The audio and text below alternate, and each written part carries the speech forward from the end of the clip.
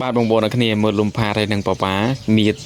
លំផាតធំជាងប៉ប៉ាឆ្ងាយណាស់ឥឡូវបងប្អូនអ្នកគ្នាកាលពីមុនលំផាតតូចនៅក្រោមឯនៅក្រោមចកេះរបស់ប៉ប៉ាទេតែឥឡូវលំផាតចង់ស្មើកករបស់ប៉ប៉ាកុសលបាត់ហើយបងប្អូនអ្នកគ្នាហើយនិយាយពីរៀងគេលយខ្លាំងមែនទែនបងប្អូនអ្នកគ្នាមកគេដើរបងប្អូនអើយគួរឲ្យស្រឡាញ់បដ ாய் ណា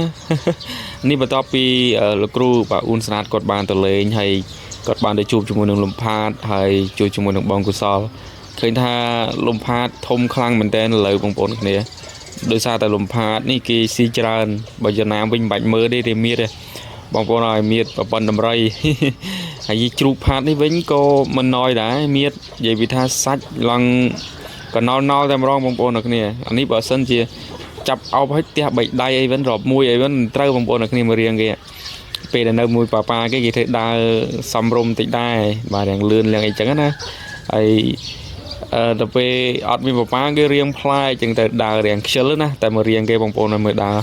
មើលនៅគួរឲ្យស្រឡាញ់បរោយបងប្អូននេះបីដៃវិញតែបើមានប៉ាគេលឿនខ្លាំងមែនទែនគ្នាបងប្អូនគ្នាឲ្យតែប៉ាគេទៅលឿនគឺដើរលឿនដែរបើសិនអត់ឪវិញគ្មានចង់ដើរទៅមុខ